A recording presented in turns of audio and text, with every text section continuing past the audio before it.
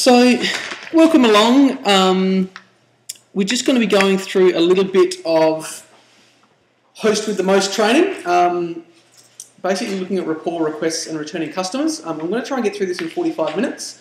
We're not really going to go into depth with anything today. What I want to do is just give you a bit of a summary based on the feedback that I got from the DJs of some of the key areas that I think could make the biggest difference for you to know that there's actually research and technology in that area. It's not just happening by chance. And then to make some time at the end for us to discuss some specific applications that relate to DJs. And I just thought I'd start off with this image of my favourite host. I think this is probably the world's most successful host. He's been throwing parties on a Sunday for over 2,000 years, and people are still coming in droves all over the place. I think it's absolutely amazing. If I could run Sunday night dinners like this guy, I'd be loving it. But seriously, the first thing I wanted to talk about is just differentiating yourself. So I wanted to have a bit of a look at how a DJ actually gets work, assuming that you're a DJ because you want to get work from it, which isn't necessarily the case with everyone, because some people want to do it for fun or because they like to test out their production or stuff. But I'm assuming in this presentation that you want to differentiate yourself as a DJ to earn a living. So if that's not the case, then this might not apply to you all that much. That being the case, just talking about being a pro host, for me, being a pro host is about creating a connection between yourself and the community. So as a DJ, that's what I'm talking about when it comes to being a host. It's not about being nice to people. I've seen so many people that are great hosts that they don't be nice to people. They create a connection between themselves and the community.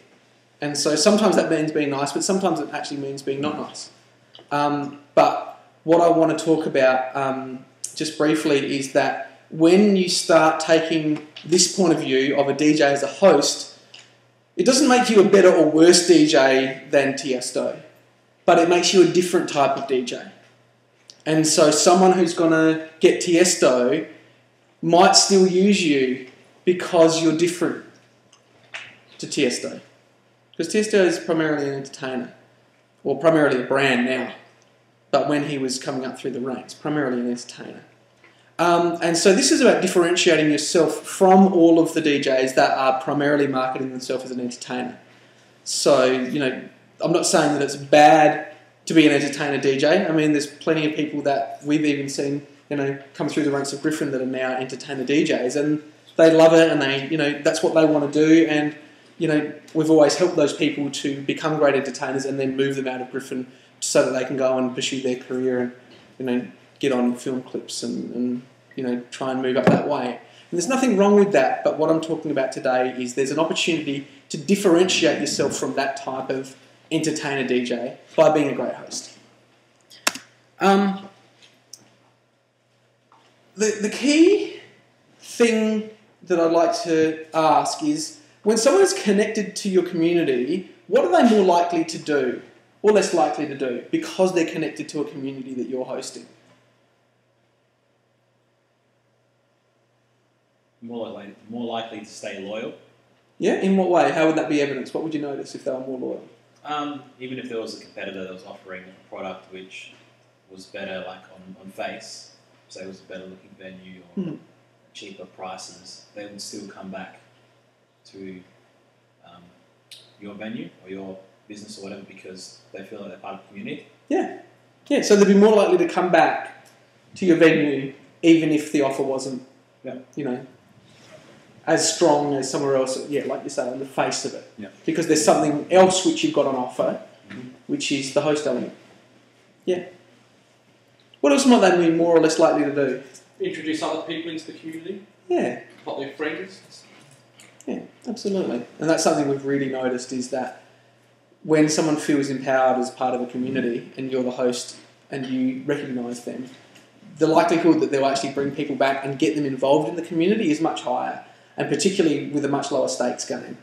You're not going to have to give them, free this or free that to bring their friends along. They'll probably do it because of the hosting that you've exhibited. It's a great one.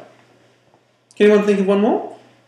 More likely to complain or make a sort of like be emotionally involved when changes and things come around. Yeah, absolutely. That's a great one. So they're more likely to get involved and share their opinion, which is really, really important. And we know from experience that venues that are just slick don't last. There needs to be some sort of dynamic. You know, there's so much to be said for having a venue where there's a real dynamic and people actually really care if you shift the tables around or if you change the music or if the drink specials change. That shows real engagement. Absolutely. They're much, much more likely to share their opinion rather than just going somewhere else. And that's probably the important thing is they'll actually kick up a fuss before they just go somewhere else. You'll hear about it. Yeah. So there's some reasons for being a good host as a DJ. And I could talk about that for about 4 or 5 hours if you wanted to, but you'd all be falling asleep and wishing you were dead. So I won't. So there was a question that the DJs asked, which is, when I try and get someone into my community, why do I feel awkward? You know, I want to get someone's phone number so that I can text them during the week to say, did you have a good week? That's awkward for me. I want to be friends with someone on Facebook, but I don't really know how to go about it, or these sorts of things. So people feel like there's some sort of barrier between them as they are now and them being a great host as a DJ. So I just wanted to address that today. Do any of you guys feel that, or are you guys, do you have that problem? I think I spoke to you about that. Mitch said, and I told you, there was a girl on the Duke, she said that Mitch sent her a text after her birthday and she thought it was weird or something like that. That's all. And Mitch even said to me, send her a text, even Joe said, call them or send them a text after your birthday, how was your birthday? For me, that sounded kind of weird, like you were almost stalking them or something. Yeah. Yeah, and that's a very, very normal way to feel. Because what we're doing is not the normal run-of-the-mill conversation. Once again, there's nothing wrong with just doing the normal run-of-the-mill conversation, but then you're not differentiating yourself. And also, you're probably not going to be able to add enough value to be worth the money that you're trying to get paid if you're just going to do what anyone else would do walking in off the street. So what I want to get across to you is that if you don't feel awkward doing some of this stuff, you probably have Asperger's syndrome. I tend not to feel that awkward doing this stuff, but I think I've just been doing it for so long that awkward for me is like the normal sort of default setting. So, yeah, I think once you've been hosting and performing for a long time, a lot of the awkwardness does come out of it. But I know that when I first started DJing, even talking on the mic was very intimidating for me. You know, and that's just a really basic part of this, you know, being willing to step up and create a community. So the first thing I wanted to look at in relation to why people might feel awkward is to get you to consider that sometimes people are a different type of communicator to us. I do a lot of this stuff with the hosting staff. They're like, why can't I get these stupid people to sign up? I can only get these smart people to sign up. Or whatever. And this is why I put this first, even though it only seems like a small thing, is that 9 times out of 10 when someone says they're having a communication problem in relation to hosting or DJing, I most often find that they're not actually having a problem, they're just not able to differentiate between communicating with someone who likes to communicate the way they like to communicate and someone that doesn't. And it's really something to set your mind to and really start to notice the patterns, because you'll have some nights where you're just an amazing communicator and some nights where you're a crappy communicator. And what I'd like to put to you is that... Who's buzzing? My bad. What I'd like to put to you is that quite often, if you pay attention, you'll start to notice a pattern.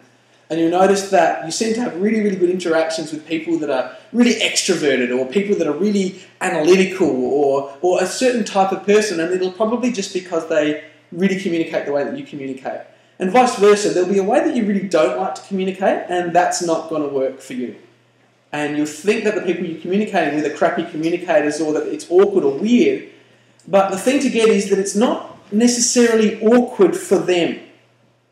It's probably just awkward for you. And that's one of the things I really want to push across today, is that people say it would be awkward. It would be awkward for you if that was being done to you in that way at that time. But remember, it's not necessarily going to be awkward for the other person. The other thing is to remember that if you're having a communication with someone who's very different to you, it's likely to be awkward until you figure out how they're different. And then after that, it might not be, if you're a good communicator. And that's something else to come up with. I mean, the number of times that I will, especially for the door staff, they'll have some really introverted people in a line because so many door staff people are so extroverted. And they need some feedback from the person on the line, and they'll get this pack of introverted people and they'll be freaking out and going, I can't get these people to talk to me. I'm like, well, maybe they don't want to talk. And so I'll just go up and introduce myself and I'll just stand there and be with them for a couple of minutes while they process the fact that I'm sort of in their space and that I care about them having a good night. And then I'll just throw a few things out there and they'll be pretty cold and it'll be pretty awkward for the first 2 or 3 minutes for the extroverted person watching. But for me, it's not awkward. I'm actually quite comfortable standing in the middle of the street throwing a few things at some people and then not saying anything back, because I'm like that. When people talk to me, I feel sorry for people when they have to talk to me because I don't know how to have a conversation very well. And sometimes they'll say something really good to start the conversation, I'll just shut it down and I'm like, oh. And the thing to remember is quite often when you're talking to these people, they'll be feeling awkward too, but they'll be hoping that it won't be because, they want to talk to you. You're the DJ and you're there every week and they've seen you there and they want to request songs and they want you to know who they are and they want to introduce you to their friends and all that sort of stuff. They don't come there to be isolated. They come there to mix and get involved. So, once again, I could harp on about this forever, but I'd really like you to consider that if you're feeling awkward in some conversations but not all conversations, it's probably just this, that some people are a different type of communicator to you. And it's just a matter of acknowledging that and seeing the conversations where you really just are going to gel with people straight away. And the ones where you're not just going, well, this was always going to be awkward and it's not going to stop being awkward unless I'm willing to push through and actually find out what's going on underneath you. And actually be strong enough and be willing to actually have that conversation and really open up the relationship to that person, because they're not talking to you because they don't want to talk to you, believe it or not. They're talking to you because they want to communicate with you. And if it's awkward at the start, then maybe that's how it's going to have to be. So that's something to maybe have a think about and get used to. Did anyone have any questions about that before I go on?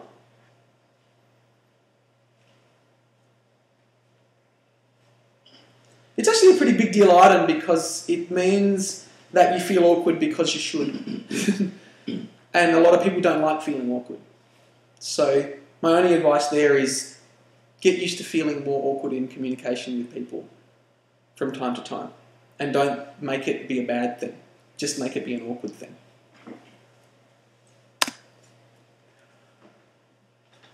Here's the second one for all of you people out there that need a teaspoon of cement. Chopper Reed says to extend an invitation invites the possibility of rejection. He probably doesn't actually say it in those words. There's probably more swearing, and this is not a quote from Chopper Reed in any way, but what I'm alluding to here is if you feel awkward, you might actually just need to harden the fuck up a little bit, please, princess. And I'm not meaning that in a mean way. I'm just inviting you to think about the idea that maybe you feel awkward because you've been rejected in the past. Now, a guy of my looks, wit and charm is very used to rejection, so it doesn't bother me so much. But for the more popular people out there, sometimes the idea of being rejected by someone is terrifying. You know? I'm a salesperson, so rejection for me is not a big drama. I sort of just assume that if the person hasn't actually punched me, that's no for now. But maybe we can have a look at it tomorrow. You know, how about now? So what I want you to try on is the idea that the only reason it feels awkward is not because of anything that's actually going on in reality. It's actually your own fear that the person is going to reject whatever you're putting out there. So between these two, the person being a different type of communicator and the fear of rejection, that's probably going to cover 99% of what's going on here with you feeling awkward. If you think you've got something else, please come and talk to me or email me or whatever, because I'd like to hear about it, because other than these two things, the causes of the feeling of awkwardness in relation to this are pretty few and far between. So I'd be really, really happy to talk with anyone that thinks that it's neither of these two things. But really take on board the idea that the awkwardness could just be a feeling that you're creating inside yourself because you're afraid that the person's going to say, well, no, I'm not interested in talking to you.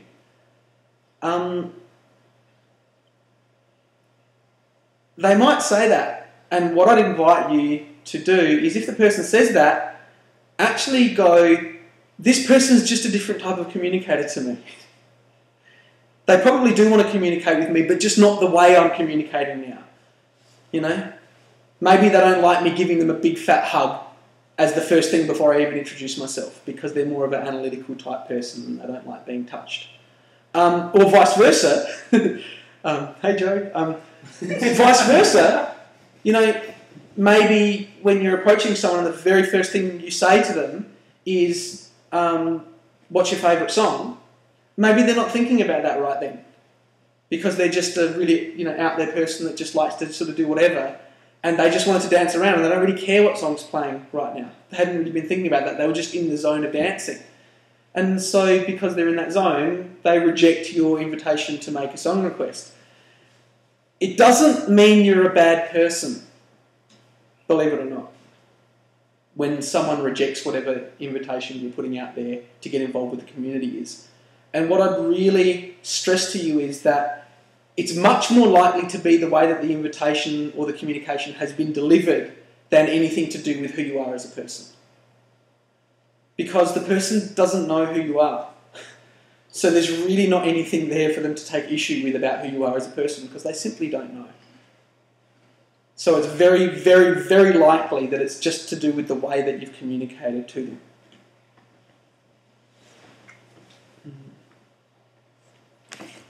Did anyone have any thoughts on that? Has anyone experienced a really weird full-on rejection like that before? Well, one time at the stag, I remember I walked up to this girl to request, and she sort of recoiled away, which is so weird. But I think maybe she was a bit of a princess type or something, and was a bit arrogant or something. It was just weird. It's never happened before with other groups. It was just really strange.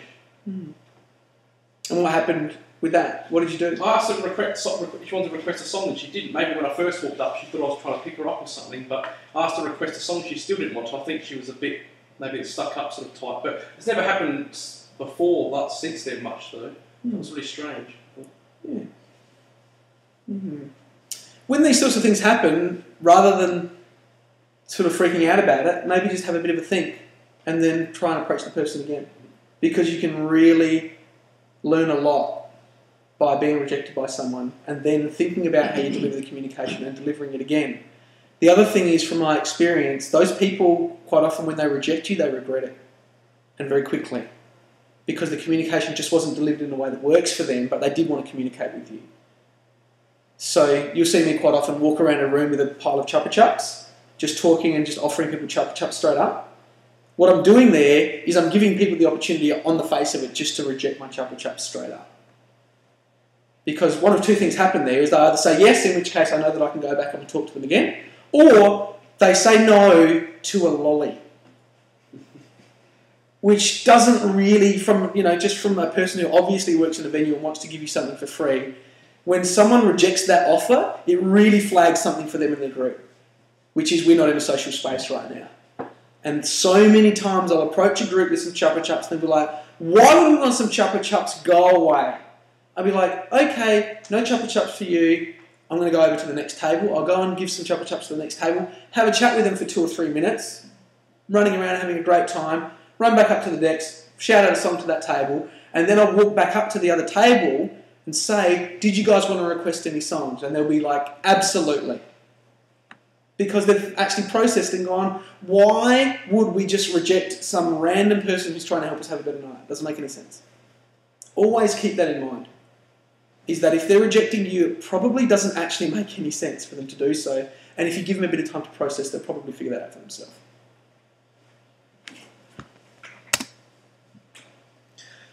So, I've alluded to this very briefly, but I just wanted to sort of go around the circle and just get a bit of feedback if people are comfy to put some ideas out there. What do we make rejection mean? Not necessarily you, but what do people make rejection mean? What can people make that mean when someone says no to them?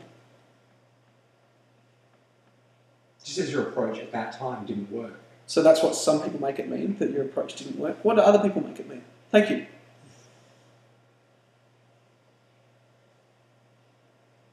Well, I guess the opposite of that is someone who takes it as that them as a person wasn't right, correct? So they Take it very personally. So they take it personally. What do they make it mean? What's that person making that mean? The rejection mean? They make it mean that themselves are bad, or they got rejected as a person or something like that. Yeah, so they make it personal. Yeah. So they've been rejected as a person. So they take the rejection of a song request or a chuppa or to exchange phone numbers as a negation of their value as a person. Yeah. What else do people make a rejection mean?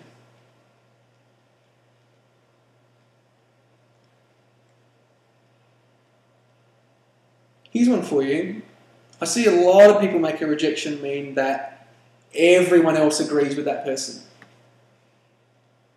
I don't really understand why people do that. I do that. You tend to generalise that to everyone else. Yeah, so you go up and chat to one person and they say, oh, I'm not interested in that. And you're like, oh, no one in this entire world is interested in that. I do it all the time. I really actually have to sometimes sit down and say, just because that person didn't want that, it doesn't actually adjust the probability of anyone else in the entire universe wanting that. There's no logical connection there. So that's one for you to think about. What else can people make a rejection mean? That there's an issue with the other person. That there's something wrong with the other person or there's an issue with the other person? Tell me a bit more about that. Their dad might have got cancer the night before. Yeah. And they're not up for talking. Yeah. Absolutely. And that's a really, really good one to keep in mind. Yeah. No one You don't know. in their worldview. Yeah. And it's really interesting sometimes if you dig a little bit deeper, those people will tell you as well, which can be pretty cool. We've thrown cancer parties for people because we are willing to have that conversation around a rejection and say, are you okay? Like, that was full on. And they'll start yelling at us, you don't know what it's like for me. And you can say, well, of course I don't. You haven't told me. What's up? And they can say one or two things. You're a stranger, I'm not comfortable telling you. Or, actually, this has been on my mind all day and no one's taken the time to have a chat about it, by the way. Yeah, I or someone else that I know is dying of cancer. It happens to us that actually are good DJs as hosts a lot. And we throw parties for these people. And it makes a difference to their life. In a way that differentiates us massively from a DJ that's an entertainer. They're not doing that. Nothing wrong with not doing that. It's just very different what you're doing there. Yeah? One more? What else could you make a rejection mean?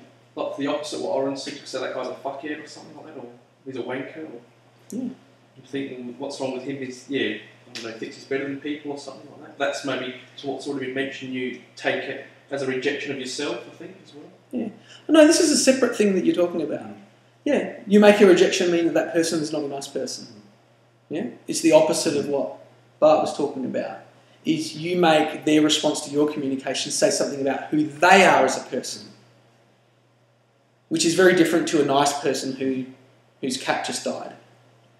It's a very different distinction, so it's really good that you've pointed that out.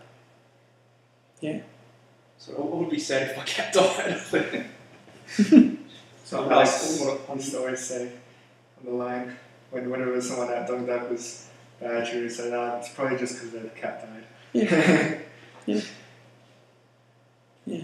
So some people do make that mean that person's a bad person intrinsically.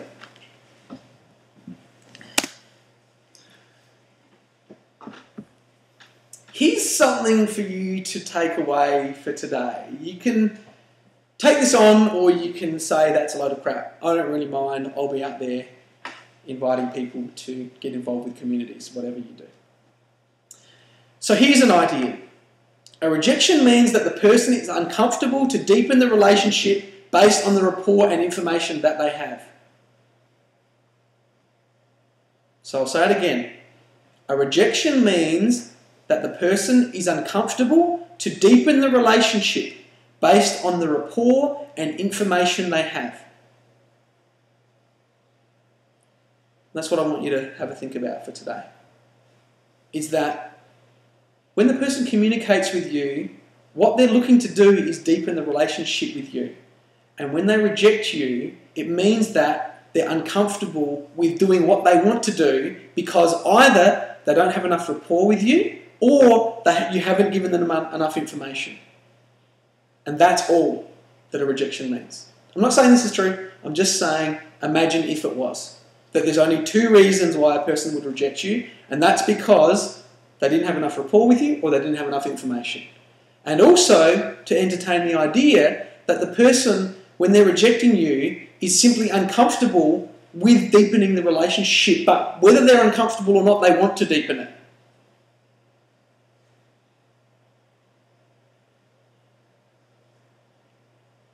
Whether they reject you or accept you, the purpose for them of the communication is to deepen their relationship with you. That's why they're having it.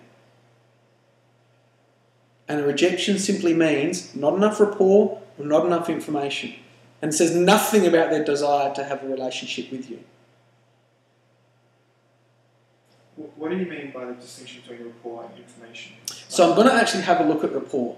And that's what I'm going to sort of whiz through in a minute. Yeah. I just don't realise what you mean by the information part. Yeah.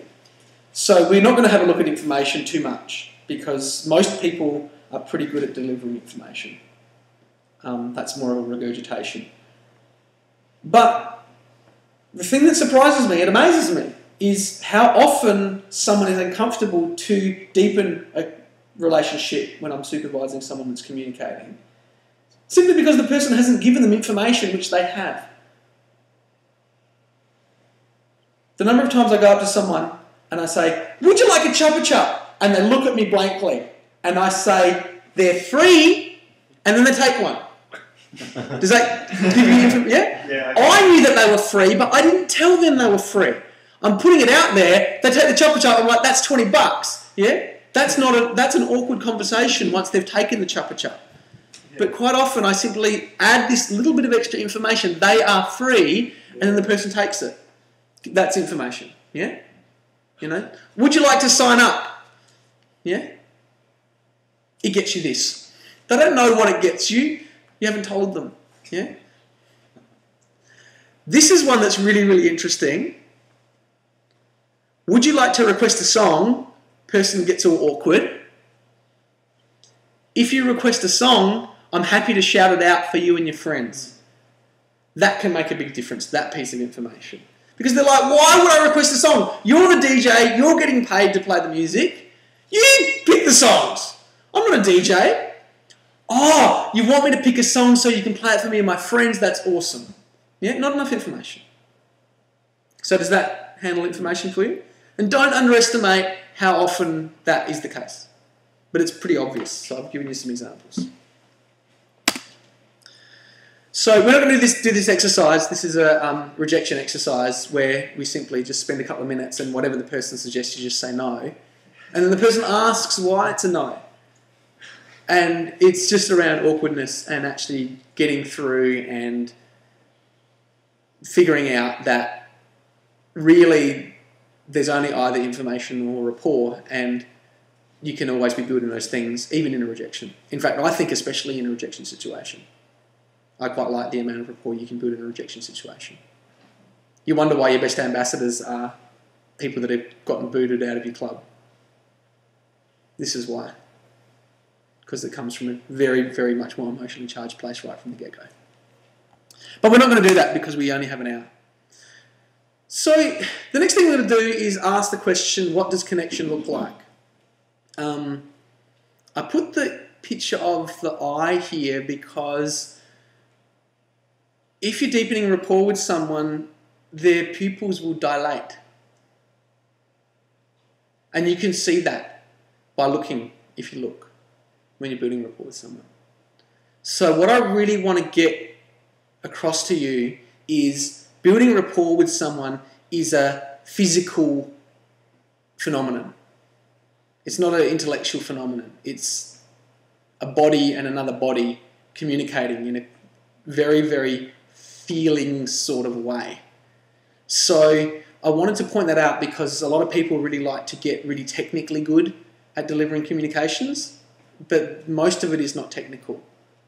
So I don't want you to get bogged down in the technicals too much. If you want to know if you're connecting with someone, just have a look at their pupil dilation when you start talking to them, and then just watch. And you'll see when the connection is made. When the connection is made, the person's whole body language will change and their pupils will dilate and you can't stop it.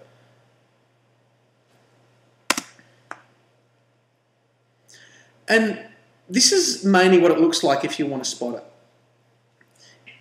It looks like a spontaneous invitation to deepen the relationship. So there's all these body signals that you'll be able to see, but one of the key touchstones for me, and I'm not saying this is the only thing that it looks like, but I can't cover all of it in 1 hour, is that a connection will look like a spontaneous invitation to deepen the relationship. So you'll be talking to this person and they'll be just chatting away, and then all of a sudden something will change and they will start speaking to you from a different level of rapport. So you're talking just about stuff and then all of a sudden they ask you your opinion, or you're just sharing some opinions about, you know, is this better than that or whatever, and all of a sudden they're sharing a feeling with you, or they're asking you how you feel about something. Does anyone have any questions, or does anyone not agree with that, or anyone strongly agree, or have any thoughts on the idea that that connection looks like a spontaneous invitation to deepen the relationship? I think you can notice that when I used to get song requests in the beer garden with Duke, people would talk to you. They'd go from talking to you because they sort of felt they had to be polite, to almost talking to you because you'd bonded over some topic, and they'd be, oh, you're almost having a full-on conversation. You could feel it. You could sort of feel the energy increase and stuff. Yeah, absolutely. It's not hard to pick, is it? Yeah, it's not, no, you sort of feel it, just the conversation would be more natural flowing and stuff, yeah. It would start off a bit awkward, but then it would just sort of go.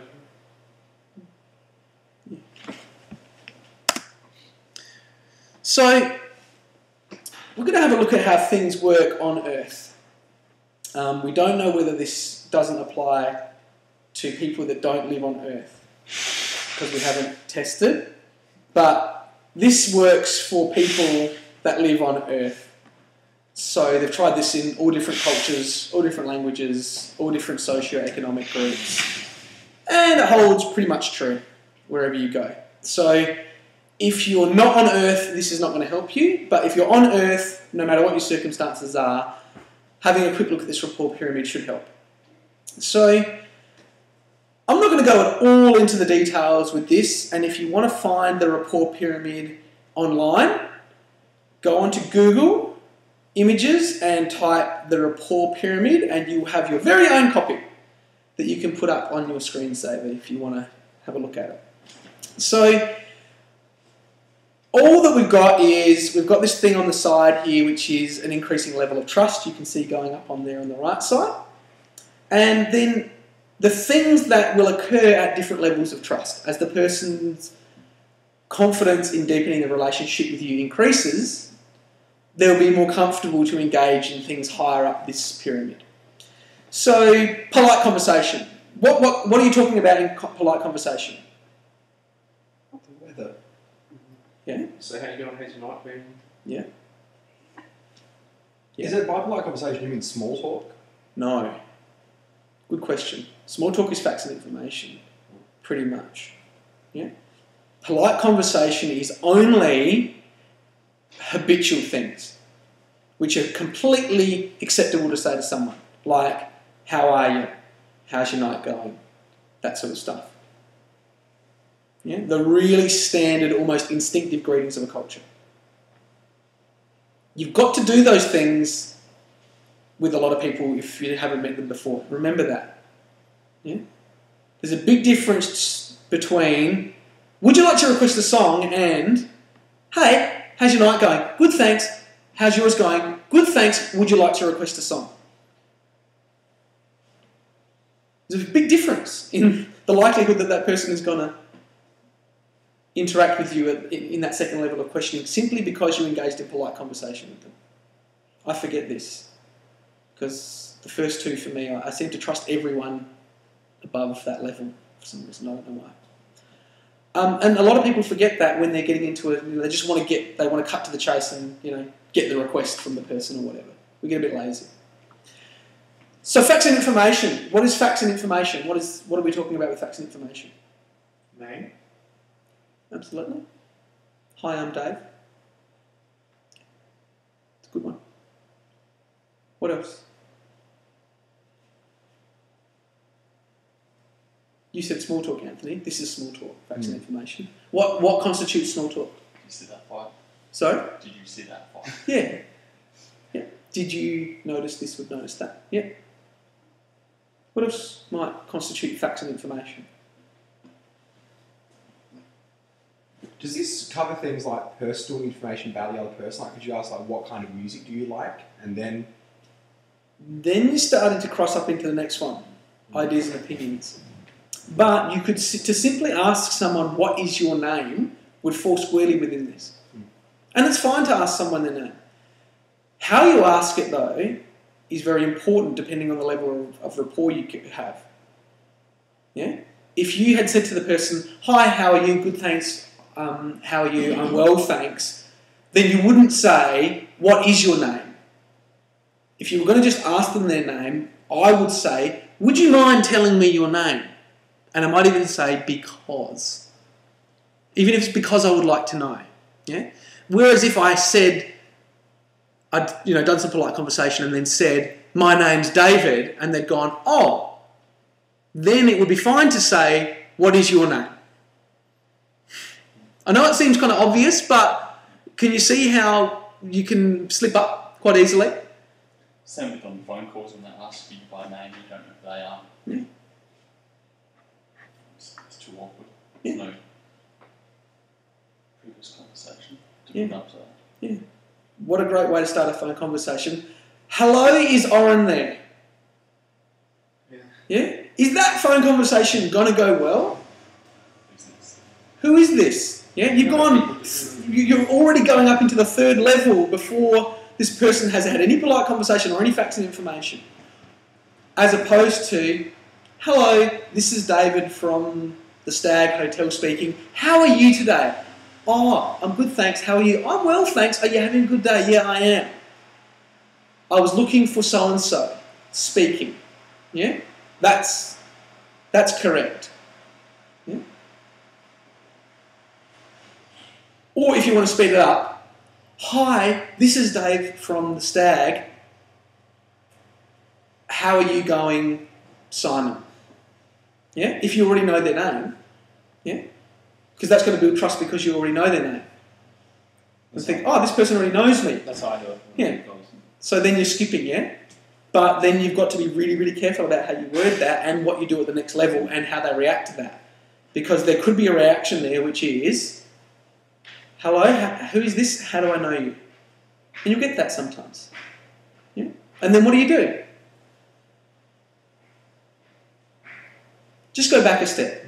Oh, sorry, this is Dave. I'm one of the DJs from the Stag. How are you today? Yeah? Go back 2 steps. Yeah? Oh, I'm well, thanks. How are you? I'm really well, thanks. How's your day going? Yeah? And then share some facts and information. You can always backpedal. You've got to know where you're at, though. So are people getting in the idea of there's different levels? So I just want to quickly flip through. What about ideas and opinions? What's that about? Give me an example of some ideas and opinions conversation that you're having with someone. What do you think of X? Yeah, what do you think of X? Yeah? Yeah, that's the core of it, yeah? What else? What do you think of the stereosonic lineup? What, are you going to the footy? Are you, this something like that? Yeah, are you going to the footy? Yeah, ask them a question about what they're doing. Yeah. Any other examples? Well, the idea that you could ask them, like, what song would you like to hear, or like something like, do you have any ideas for songs or things like that? Yeah. There's one that I use all the time, which is, what songs do you think your friends would like to hear tonight? That's a really complimentary opinion sort of thing to ask someone. Yeah? It implies to them that they're a bit of a social leader within their group. And it also doesn't require them to commit anything personally to making a song request, because some people are shy that you're going to judge their opinion in music. Whereas when you say to them, what songs do you think your friends will like, they're like, oh, my friends are douchebags, they would like Stop by the Spice Girls. Yeah? And it really reinforces to think, oh, I absolutely love to play that. And they're like, oh, really? Because it's actually their favourite song, but they were nervous to ask. Yeah. But can you see what you're doing there? You're increasing your perception of their social value and really reinforcing to them that you think they're in a bit. And you're also asking them a question which isn't about their opinion. You can ask their opinion about someone else's opinion, and that's less intrusive. So there's a bit of a pro tip for you. Feelings and emotions. What's a feelings or emotional question?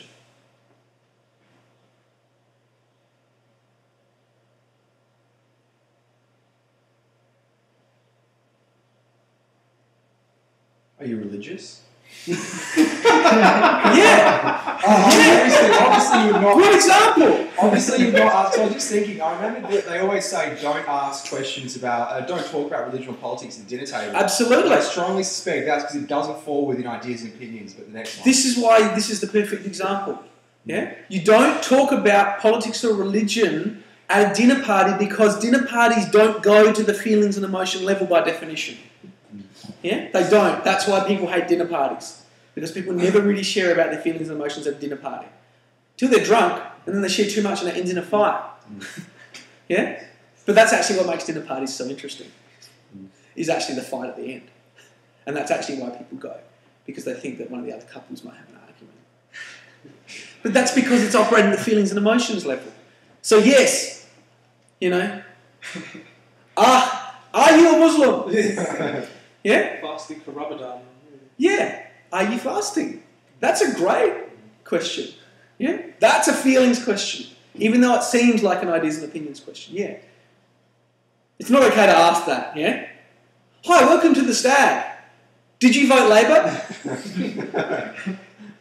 Yeah. So, yeah. And you've pointed out something really important there, which is sometimes what seems like an ideas or opinions question can be a feelings question. So be careful. So things that have such a big emotional attachment to it automatically sort of get promoted up the pyramid a bit. Can you think of the number one question that DJs ask of people, which is actually sometimes a feelings question for some people, but DJs think it's an ideas or opinions question? What music do you want to hear? What music do you want to hear? For some people, that's a feelings question. And then you get pissed off when they smack you in the mouth or reject you. Yeah? Be aware of that. Asking someone what their favourite style of music is or what song they would like to hear can be a feelings question if you don't set it up right, which makes it quite a powerful question as well, if you set it up right. Yeah? Even what sort of music do you like? This is quite often a feelings and emotions question for people. So be aware of that. That when you just walk up to someone with a clipboard and say, what songs do you want to hear? You're basically going, are you Jewish? Yeah? You are, I'm sorry, you are. And then you wonder why, people are wankers. No, you're a wanker, sorry. Because you keep asking people these awkward feelings questions straight off the bat. Yeah. So be aware of that. So people got that? So the next one is authenticity and confidence. So what's this look like? Authenticity and confidence. What are these sort of questions? Just say that you have to sort of ask them to drop some of their barriers and sort of trust you with what they're saying. Yeah. You're asking them to tell you the truth. Yeah?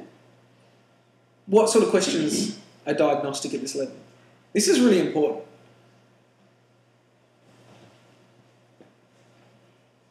Here's one for you. Are you really going to come and say goodbye to me before you go? Or are you just saying that?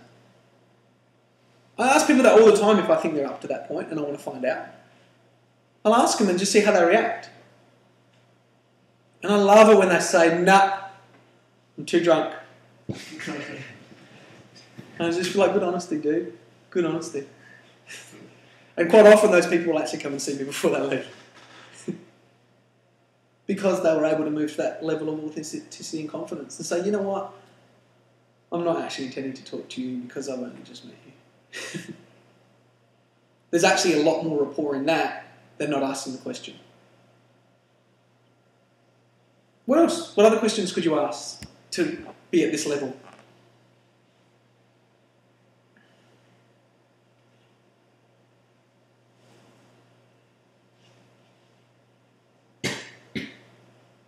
Will you buy me a drink? Yeah. That's a complex one because that has a whole lot of social and cultural connotations that go with it. But that's a really, really good one. Would you buy me a drink? Yeah. And vice versa, could I buy you a drink? Is actually at this level. Can I get you a free drink? It's not. It's at the level underneath. Yeah? I've got a bar tab, can I get you a drink is the level underneath. But can I buy you a drink with my own money? That's at this level. Yeah. Especially if it's the opposite sex. Is that why it's such a bad opener? Yeah. Very good. So you've got it. Excellent. And rapport. So what's a rapport level communication? What does that look like? So you can talk about anything. Yeah. Like, But what would differentiate it? What would be clearly a rapport level conversation? They're asking you questions about yourself. Not necessarily. That could be all different levels.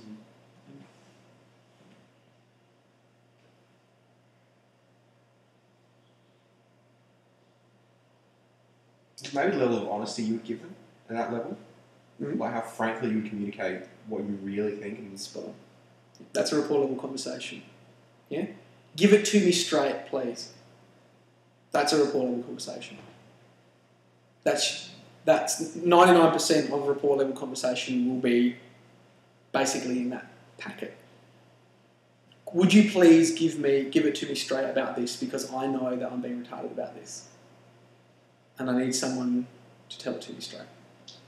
Or vice versa. I know you're probably not going to be friends with me after I tell you this, but I'm going to tell you anyway. That one too. When it's said with the right intention.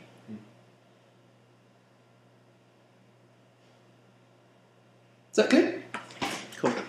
So what we've gone over now, that represents most of what I wanted to go through today.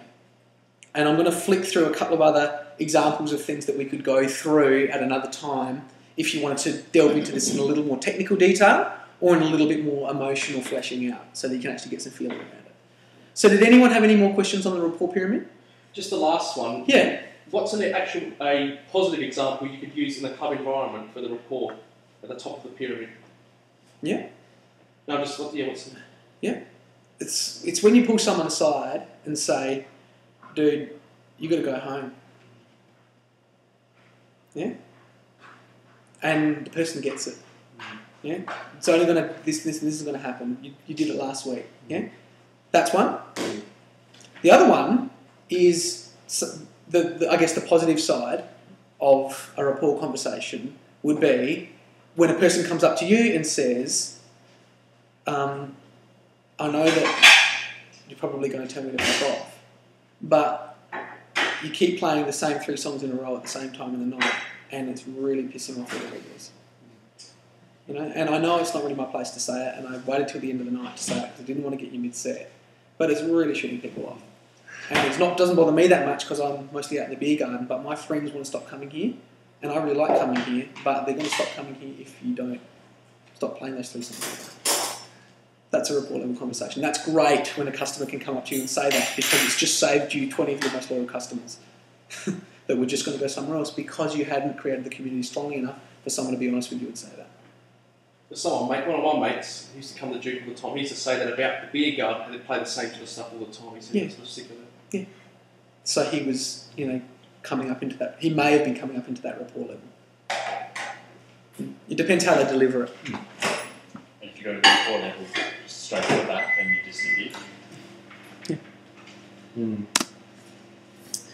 So we're not going to have time to have a look at this in any detail at all, but I wanted to show you this, and I've handed it out today so you can go and read it. This is a diagram which is actually having a look at how you can actually apply every step in the rapport pyramid right through to rapport in a single conversation. And if you don't think this can be done in a single conversation, come out with me and I'll show you it done in a single conversation. You can get someone to the level of rapport in under 3 minutes. Not every time, but you can do it if you're able to communicate really effectively and you really concentrate. So this is just a bit of a technical guide about a dream conversation and how it might look if you were building a rapport with someone really strongly. So you can see the different levels. Listen and reflect. Establish some rapport. That's the rapport pyramid we're talking about. And then we're going into anchoring of feelings. So up at the feelings level. And then the next thing that we're doing is we're pre-positioning for follow-up, which is all about getting to that next level of getting that integrity or authenticity from another person. And then the next thing is a thing called bridging. And that's, a pro technique which allows you to start building rapport with another person. But it's really important to do that because that's actually a community building step. And it also gives you a chance to reinforce to the person you're communicating with that you're a great communicator and to the new incoming group, and often skip some rapport steps with the new group. And finally, follow-up.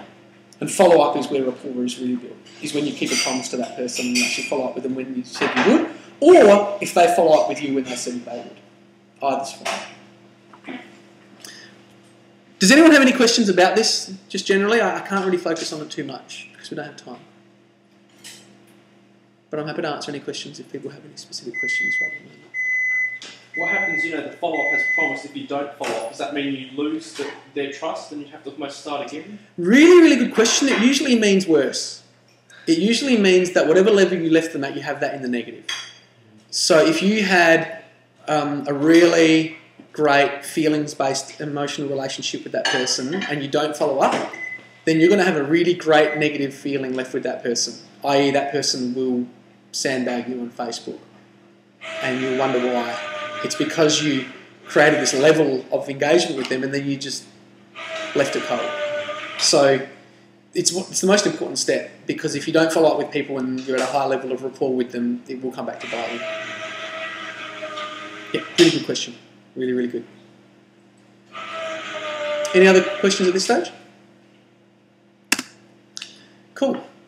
The next thing I'm just putting up here is this attrition diagram. So I just wanted you to be aware that there's a whole lot of material available to you in Crew that just gives you a bit of a guide to, if you want to get someone up the rapport pyramid quite quickly, what it can look like for you as a DJ. So there's some basic ideas here, and what we're going to be talking about after this is just sharing some ideas and thoughts about what that might actually look like in the real world. So this is a diagram that you'd get from me or Joe if you wanted it to have a look at, but we're actually going to start talking about that right now. So there's 6 areas that I wanted to quickly talk about, and I'm really only going to touch on them very briefly, and then at the end, if you've got any questions, we can go back and revisit and have a bit of a chat about it. So the first one is how to get requests and shout-outs in a normal, awkward way. The second one is how to get people's phone numbers without them feeling like it's weird. The next one is getting Facebook ads, which is exactly the same process, but I thought I'd make it a separate one so that I could reinforce to you that it is the same process and there's no psychological difference in the two, because I've heard some people say, oh, I'm happy to get their Facebook details, but I won't get their phone number, and I'm just like, well, okay, maybe there's a little bit of difference in the level of cultural acceptability of one or the other, but really on the face of it, there's no psychological difference between the communication. The process is the same. One of them is just a little bit more socially okay just right at the moment.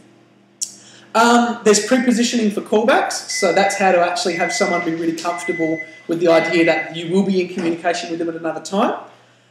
There's nailing anchors, so how to really get on that deeper level of feelings with someone and actually be able to go back into a conversation with them the next time you see them and not have to go, hello, how are you tonight?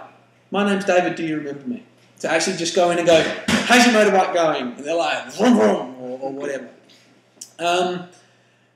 So that it's a time saver, and it really shows that you're getting a deeper relationship with people as well, so you can know that you're actually building a rapport. And the final one is causing people to return. And how the heck do you do that?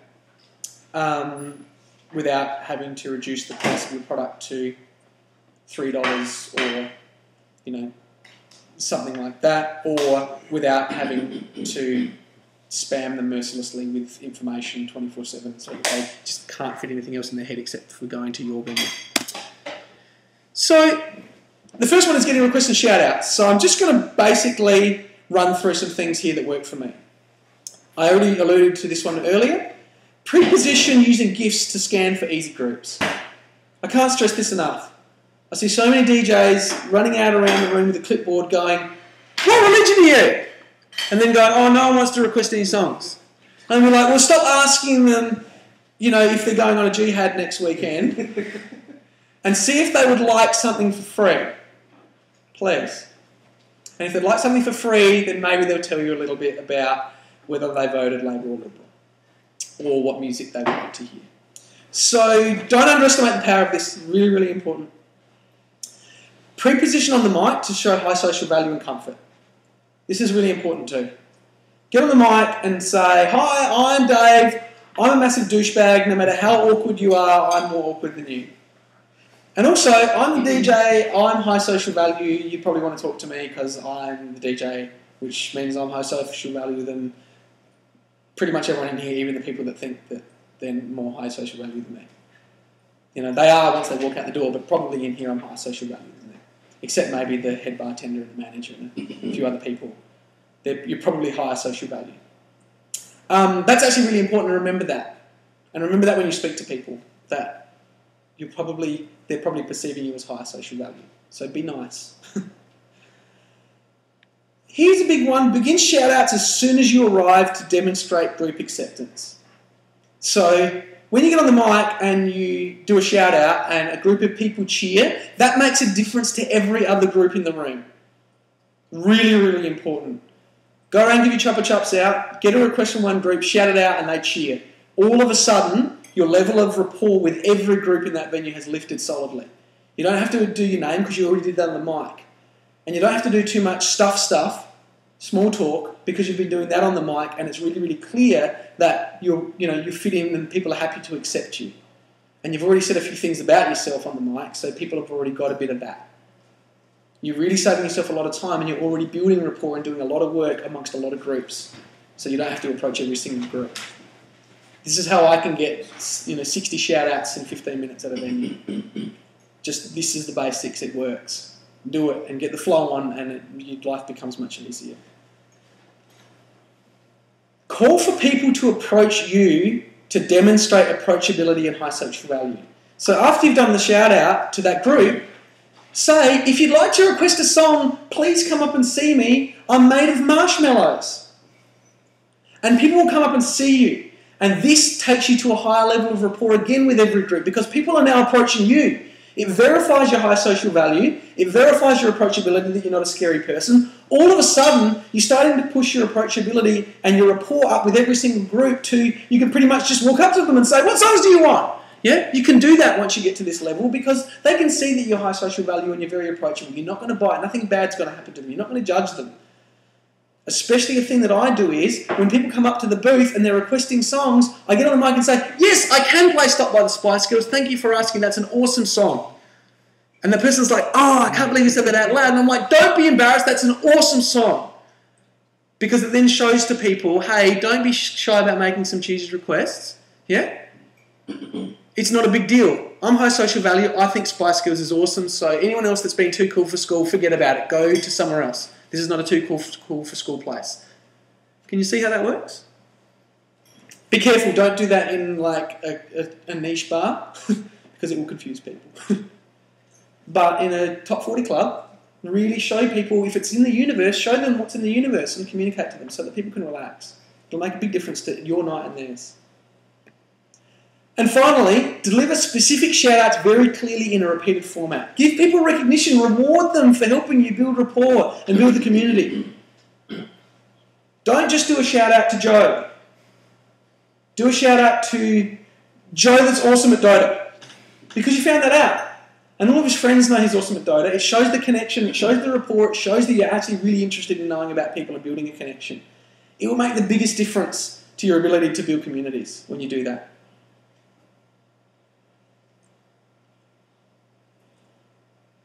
This is why I'll give shout outs to people's motorcycles. You know? Or their new dress. You know? It's why I most often give a shout out to someone's boobs. Because they've asked me to. As a joke. But that's the anchor. So I just put it out there and it really sends a message to people.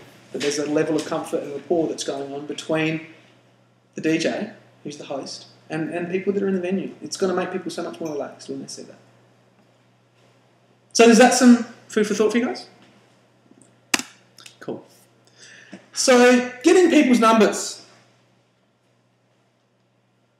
This is pretty hard for some people. They can't get an exchange of numbers. I found it very, very hard when I first started. But here's some tips. Make it normal using a laminated or a digitally displayed tool of some sort. Yeah? If you want to request a song, text me on this number. Yeah? Then they have your number. And then all of a sudden you're in a space where exchanging numbers is not awkward or dangerous or weird. It makes a difference. Remember your high social value. The person probably wants your number. And they probably would like you to have theirs. Remember that. Especially if you've built rapport right with your emceeing and getting around to the groups. Even if the person seems a little awkward, it's probably likely that they want your number. I used to love training people at Newark Bar and Grill because people would just hand their phones over the decks to me. They wouldn't even say anything. Just boom, phone over the decks. I just put my number in it and I ring my phone and then text them back and go, now you have my number. That's the level of rapport you can create. Even in a big venue, that's a 600-person venue. So don't think you can't do it in a bigger venue. Associate the exchange with people contacting you rather than you contacting them. So once you've got an anchor around something, then say, I want to exchange numbers so that you can do this. And the easiest one is, I want you to have my number so that you can request songs. Or so that you can text me if there's any problems. Or whatever. Or I'd love to hear your opinion about the night. Can we exchange a number so you can give me some feedback? These are all perfectly acceptable reasons to exchange a number. And they're genuine. That's why we want their number. Not so that we can spam them mercilessly using a computerised system. We know that doesn't generate any ingress. Offer your number first. It's really basic. Yeah? This is like the first one, yeah? If you've already offered your number, it's not awkward. Yeah? It might be awkward feeling, but it's not actually physically awkward because your number's already out there. So if you're willing to do that, it shows a safe space around the exchange of numbers. Here's another really good one. If you're a guy and you want to get the numbers of some people in a group, get a guy's number first. It just takes away all of that sexual awkwardness around it. Then all the girls in the group will give you their number too. Because they get why you're getting it. You know? You're like, actually, no, I don't need your number because I've already got his number. No, I want you to get my number because I want to get you to DJ at my 21st or whatever. Oh, okay, well, if that's, oh, sorry, I thought you were trying to pick me up. It flips very quickly when you actually just go for a same-sex number first. Recognise people who exchange numbers with you on the mic and make it normal. So if people are SMSing your requests, just get on the mic and say, this one's going out to Mikey and his crew up the back, thanks for texting in your request. It just gives everyone some social permission to do that. And also, big one for me, take the number personally, not on a sheet. Get them to put the number into your phone, don't get them to write it down on the sheet. It's really impersonal. It makes them feel like a number, it does not build rapport, it reduces rapport. Hi, welcome to Mechanical Land. Yeah? Get the number on your phone or put your number in their phone and say, prank me please. And text them back and save the number in your phone. Even if you put that in, export that out at the end of the night. Really, really makes a big difference to people's comfort level and also the amount of rapport you're building. Getting Facebook ads. Basically, the way you get Facebook ads is you cut and paste the last slide and you put it into this slide. Any questions? It's the same process, there's no difference. If you think there's a difference, please let me know. And, you can email me if you're listening. Pre-positioning for callbacks. How do you call people back during the week and not be awkward or text them or whatever and have them actually respond as opposed to saving your name as awkward DJ guy what's trying to freak me out. Don't answer. Biggest one. Ask people to come and see you before they go. If someone comes and sees you before they go, after you've had a good rapport building conversation, they've followed up with you. And so it's fine to call them back after that. Even if they say, don't call me. Because they followed up with you. So that's your best touchstone.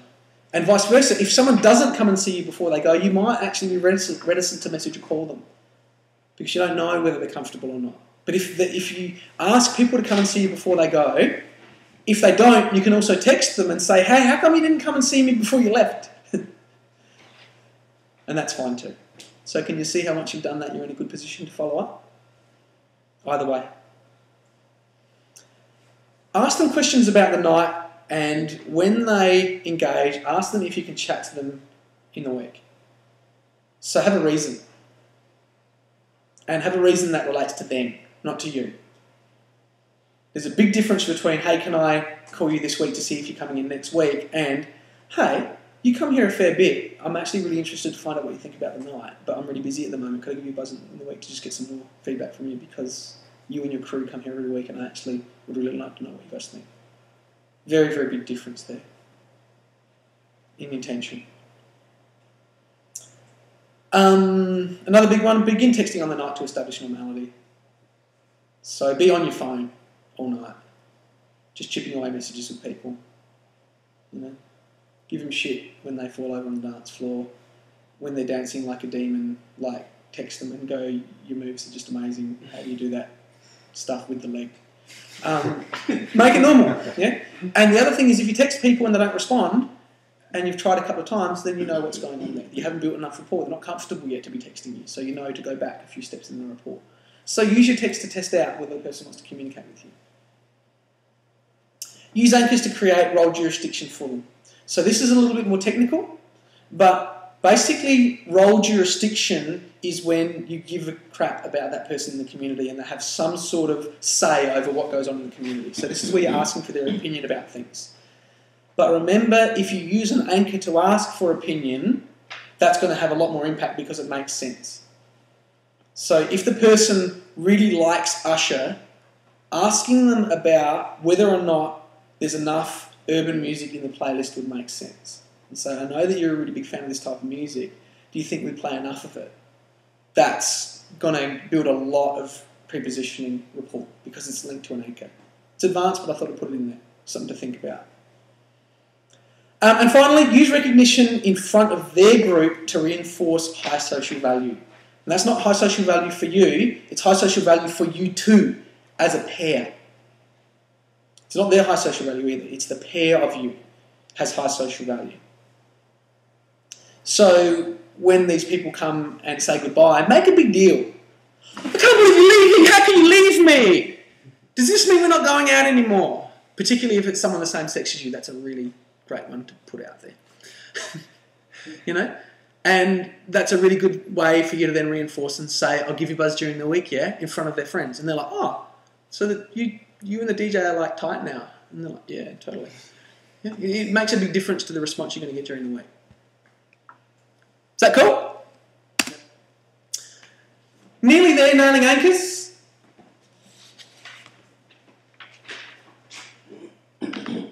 Anchor only on things that are a genuine anchor between the two of you. So if you don't notice that engagement, the dilation, the flowing of words, all that sort of stuff, it's not an anchor, so don't worry about it, just keep talking. But when you've anchored with someone, really listen and watch for that indicator. You'll notice it straight away if you actually start watching for it. You know, look at people's eyes and watch for that dilation. Once you've seen it, you'll never forget it. It's quite amazing. And listen for that real flow of, I really want to talk to you now about this, now that we've started talking about mice. I have pet mice. They're cute. Yeah? But only if there's something that you would care about, yeah, in relation to mice. That's an anchor between you. Yeah? Even if it's only, I think mice are filthy, that's fine too. That's absolutely fine. Yeah? Say, all the mice at your house. That's a great anchor. I want you to come to my house and get my mice. Come to your house. That's cool. That'll still work fine. This is a really big one for me. only declare an anchor and anchor. Only declare an anchor when you can recall it on site when they return.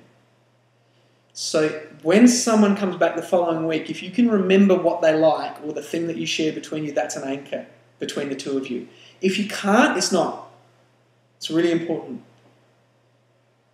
Your body seems to be able to store an unlimited amount of these anchors with other human beings. You can actually remember more anchors than you can human beings. So that's a really good touchstone around anchors. To help you do that, you can associate a physical action, noise, or nickname or something to embed the anchor for both of you. So something as simple as a high five or a certain word or a certain yell or anything can really help nail that anchor for both of you, and it will really help you recall it the next week, especially when that other person comes up and goes and does the thing, and then it will actually help you enliven the anchor for you, and it will show that the anchor's right there for them. And here's another one: record anchors in your phone or CRM and test yourself as well. So if you're really struggling with this, and this is for the real Aspergerish people like myself that just can't listen to human beings for some reason very well, put it in your phone so you can test, because that will make a difference. You can test yourself and actually see if you're not sure. And finally, causing people to return. This is this sheet that I handed out for you guys. Yeah. If you want people to return, anchor a feeling with them, pre-position them for follow-up, invite feedback, and then, for God's sake, follow up. Because if you get them to the feedback stage and don't follow up, they're coming around to your house throwing eggs at it. If you've done the rest of it right. So, what else do you want to know? Any questions, thoughts, comments, ideas, or have you had enough? Does it matter, just with the anchors, because I sort of understand that as having, wide rapport and deep rapport with someone. Does it matter which different you have? Say if you've got deep rapport, you just both talk about mice, both love mice, whereas wide rapport, you talk about everything with them. Does that sort of matter what sort of rapport you have with the people? It doesn't matter what rapport you have. What rapport you have, you have. Oh, and any level of rapport is fine. What matters is if you don't know what level of rapport you have with someone else and you're freaking them out, or the level of rapport is higher than you think and the relationship's going stale for the other person. So don't think a higher or deeper or broader level of rapport is better or worse. What matters most is that you know what level that you're at with any person when you're talking to them. That's what matters. Wherever you're at, it's fine. Don't worry.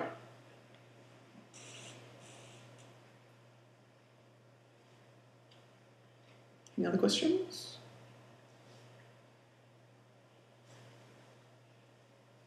We're well over time, so if you've got any other questions, you're more than welcome to ask, email, text, chat to me on Saturday night, whatever.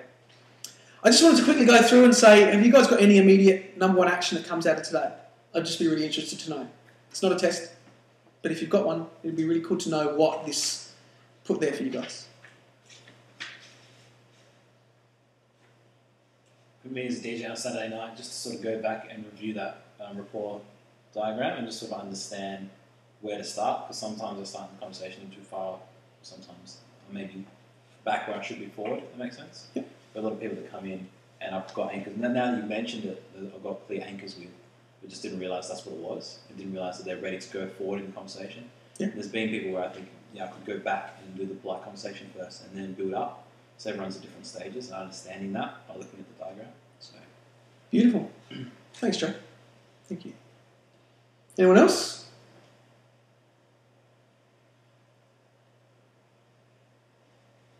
I'll probably just focus on getting more song requests out of people as like a result at the Hover, because I was sort of behind the bar and don't really have a push to do it, but it'd be good to sort of build up the hosting skills that way as well. So just go through the thing and sort of maybe record or just remember how many song requests I get and that. Nice one.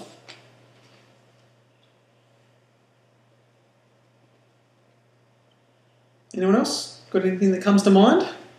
I had one thing, but it was like it wasn't not connected to work, just a personal thing. At uni, I built a lot of rapport with this person. They gave me their notes for a subject, and I said to them that, "Oh look, thanks so much. Like we'll catch up soon. I'll do all this stuff." And I realised I'd said that with having no intention of doing it, and I probably think I'm an absolute douche. So I'm going to send them a thank you for sending me those things and saying, "Look, they're really useful. Like, let's catch up for a bit." People might stop hating you. Maybe. Awesome. That's awesome, man. Really, really good. Yeah, this doesn't have to be related to DJing. If you can see any action at all, what do you guys say? Anything else?